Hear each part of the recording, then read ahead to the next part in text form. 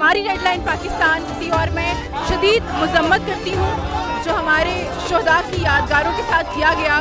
یہ وہ خواب نہیں ہیں جن کی تکمیل کے لیے عمران خان آگے بڑھے. یہ وہ خواب ہیں جو علامہ اقبال نے دیکھا اور قائد اعظم نے دیکھا. کسی بھی سیاسی جماعت کو یہ زیب نہیں دیتا. آپ کے سامنے پی ایم ایل این کی ایگزامپل بھی ہے, پیپلز پارٹی کی بھی ہے. بڑے بڑے ان کے اوپر مشکلات آئیں, کبھی کسی نے پاک فوج کی بے حرمتی نہیں کی.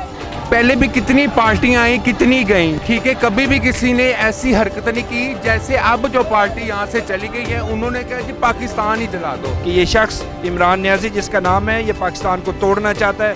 اس نے پاکستان کی اساس پر حملہ کیا, اس نے پاکستان کی سالمیت پر حملہ کیا, اس نے پاکستان کی روح پر حملہ کیا. جو 9 مئی کو عمران خان گرفتاری کے بعد ہوا ہم اس کی شدید مذمت کرتے ہیں, اور جو عمران خان نے کیا ہم اس کو معاف نہیں کریں گے, نہیں کریں گے, نہیں کریں گے. ان کو سوچنا چاہیے تھا کہ جب ان کی گورنمنٹ تھی تو اس وقت آرمی چیف جو ہے وہ قوم کا باپ ہوتا تھا, اور جیسے ہی آئینی اور قانونی طریقے سے ان کی گورنمنٹ ختم ہوئی ہے تو وہی آرمی جو ہے وہ میر جعفر ڈکلیئر کر دیا گیا. اب جنہوں نے یہ حرکت کی ہے ہم ان کو اتنا بڑا یہ کہتے ہیں